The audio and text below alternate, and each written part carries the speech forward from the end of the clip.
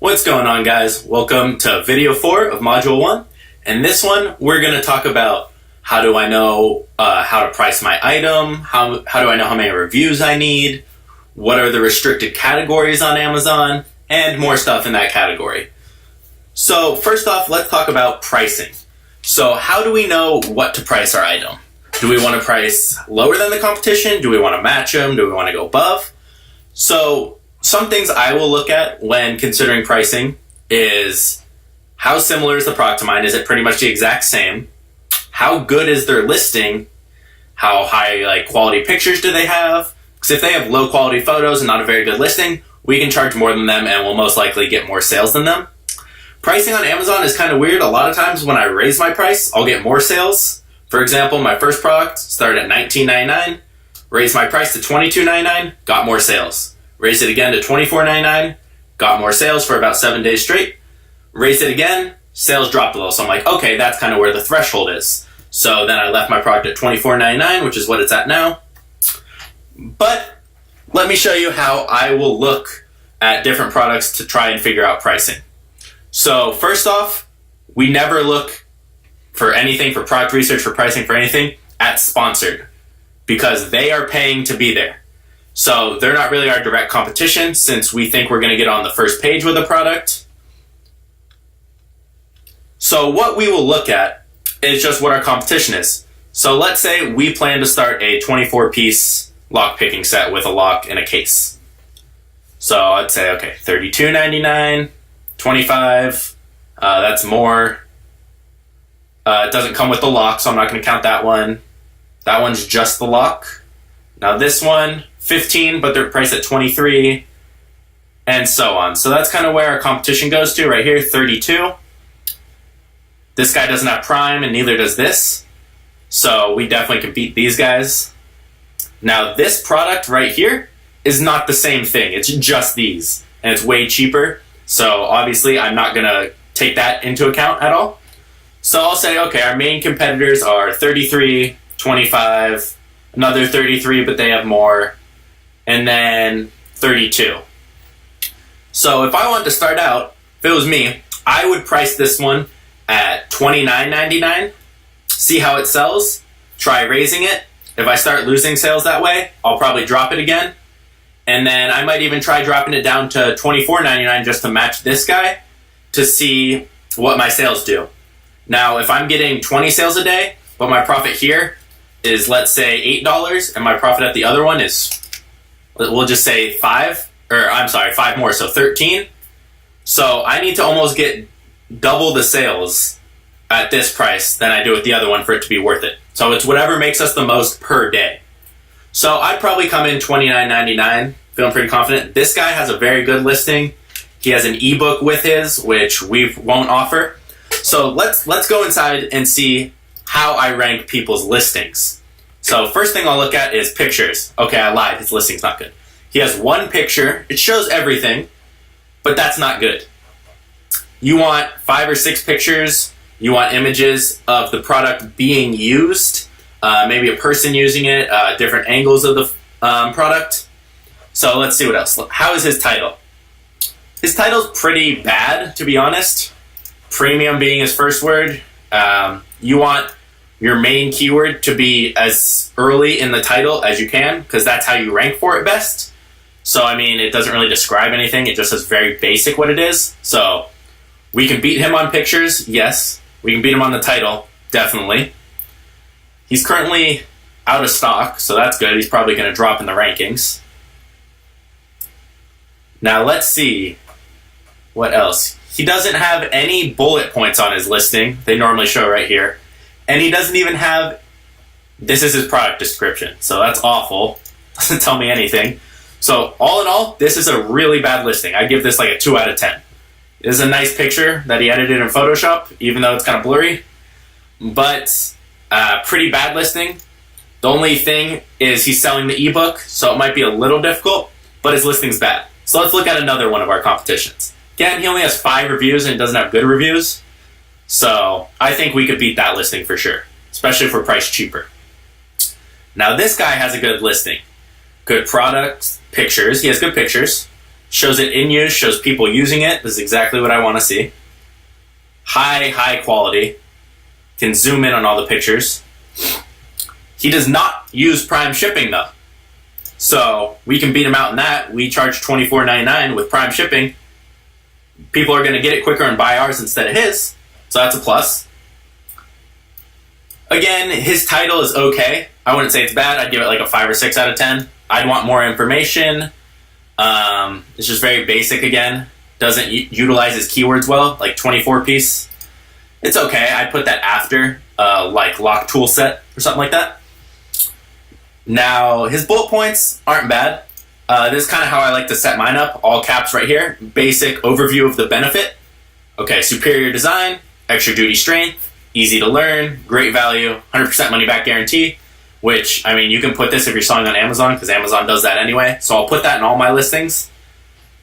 But his bullet points are good. I think his bullet points I give like an 8 or 9 out of 10. This is kind of like what I want to see. A sentence or two of why that benefit is good for the product. So, superior design. Why is it a superior design? Our handles have been crafted to prevent slippage and discomfort. Okay, tells me that. So, these are good bullet points. This is a good example to use for what you want to do for your bullet points and kind of how I would set them up. Now, let's go look at his description. Now, description isn't nearly as important as the bullet points because the bullet points show way up on the Amazon page. Someone has to scroll down a lot to see the description, which most people don't do unless they're really interested in doing a lot of research on it. But I kind of like to show, so this is more features of the product, and then I like to put more benefits of the product in here, but instead of making a long paragraph, I'll bullet point it or make it super simple so it doesn't really go past like a line right here. So I'll kind of make it in this format almost, but different than this. Maybe different benefits of what you'll learn and like how you'll benefit from having this product. So all in all, this listing's not bad. It's a pretty good listing. Give it like an 8 out of 10. Their title just needs to be better. But again, we can charge this price and have Prime shipping, and I guarantee you we will outsell this guy if we started this. So that's kind of what I'll do to gauge pricing for my product. Now let's talk about buy box and what the buy box is. So on your products, let's see, we will use this guy as an example because we just used him. You can see right here it says 2 new for $24.99. If I click that, it'll show me the 2 different sellers. So this guy is the guy that actually created the listing. Now this guy just jumped on his listing, which you're allowed to do if you're selling the same exact product. But if this guy put his logo or brand on this product, then this guy is doing something illegal and you can report him to Amazon.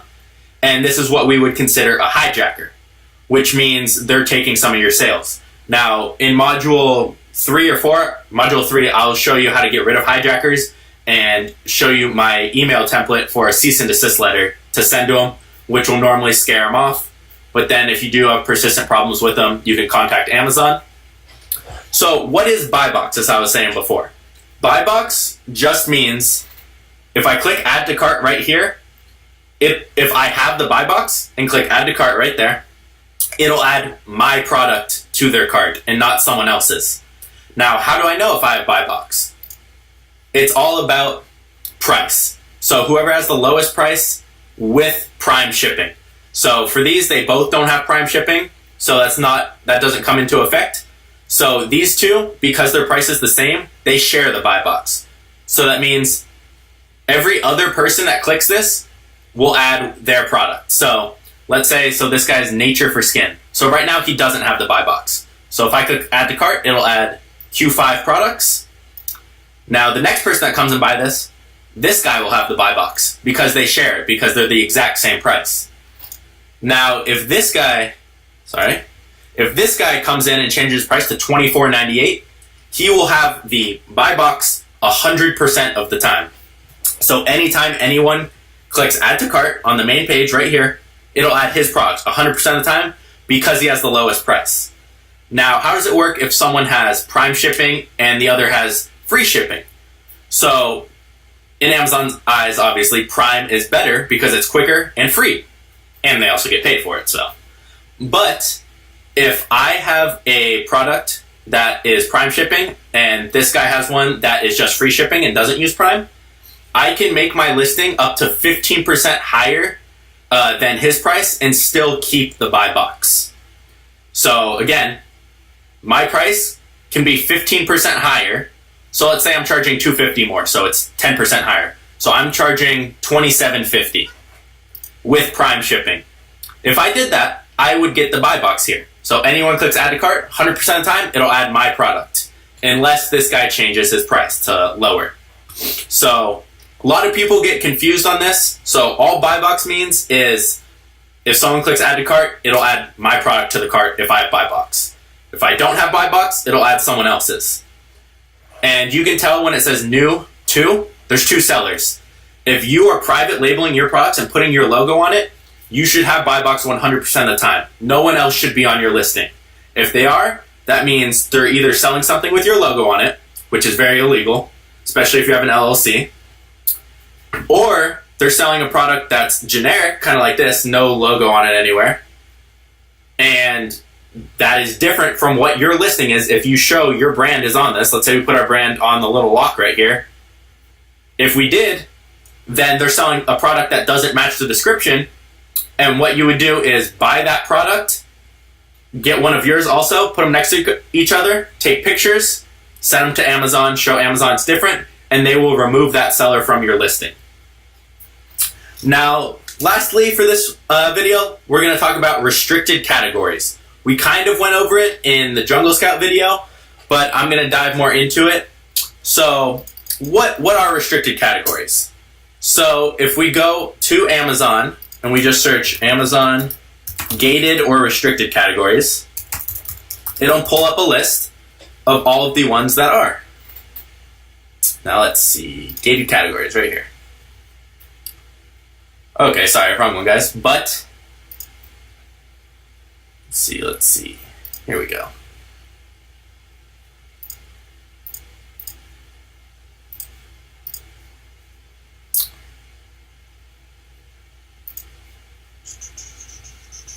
Alright, sorry for the wait, guys. Here's the list of Amazon restricted categories.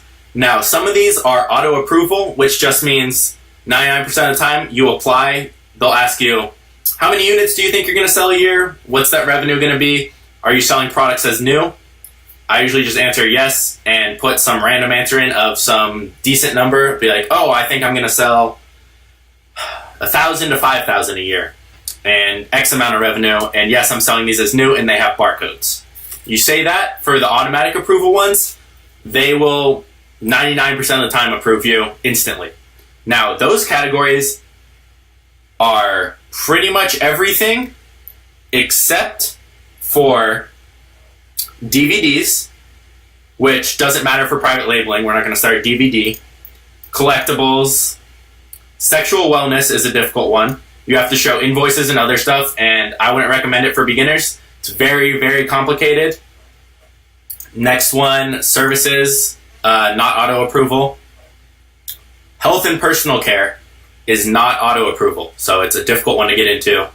And I would never start a product unless I'm already ungated in that. So I wouldn't even search in these guys until you get more familiar with Amazon. Don't dive into these ones yet, or look to get ungated. It's very complicated and sometimes can be an expensive process. So gourmet foods is also not auto approval. And then lastly, grocery and gourmet, and beauty. Those ones, so beauty, health and personal care, sexual wellness, DVDs, all not auto approval. Difficult to get into, and make sure you are not searching for those when doing Jungle Scout products. Now, if you're saying, why don't I just list my product in a different category then? Because you do get the choice of what category you list your product in, which you will see in Module 3 about listing a product. But Amazon will know. They will change your product category. So let's say I'm selling makeup and beauty, but I'm not ungated, so I list it under, let's say I list it under sports and outdoors for fun, because I think they won't catch me. They will change the category to beauty because that's where it belongs, and since you're not ungated, you will not be able to sell that product. Even if you create a new listing, same thing will happen. And then now you're stuck with that inventory. So that's why I would never look in those categories unless you're already ungated. And again, it's a very complicated process. If you need help, send me a direct message. I had to pay someone to help me get ungated, and it was still very time consuming and they were pretty expensive, but it is doable. So that's going to be all for this video, guys. And that's going to be the end of this module. In the next module, I'll be talking about finding suppliers after we find profitable products that look like they sell well and aren't too competitive, and how to contact them and what you need to know going into emailing them and requesting product samples, etc. So I'll see you guys in the next module.